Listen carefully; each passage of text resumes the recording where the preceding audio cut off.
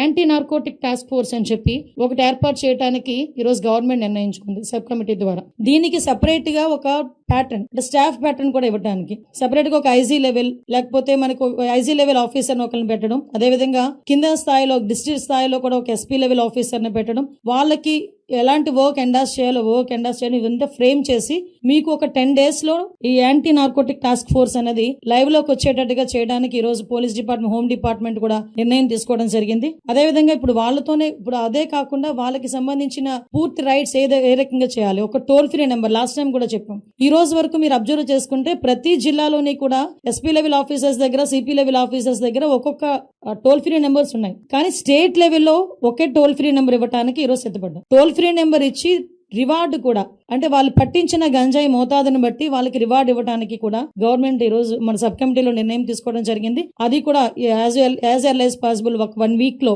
As early as possible వీలైతే 1 week లోపలే ఆ టోల్ ఫ్రీ నెంబర్ కూడా మేము ప్రజలందరికీ కూడా కన్వీనియంట్ గా ఉండే నెంబర్ కూడా ఇస్తాం. అదేవిధంగా అందులోని కూడా ఎందుకంటే మేము పర్టికులర్ గా చెప్తున్నామండి, చాలా మంది కుటుంబంలో ఉన్న తల్లిదండ్రులు వాళ్ళ పిల్లలు గంజాయి తీసుకుంటున్నారు అని చెప్పడానికి భయపడుతున్నారు. ఎందుకంటే సొసైటీలో వాళ్ళని ఏ రకంగా చూస్తారు అని చెప్పి బెంగపడుతున్నారు.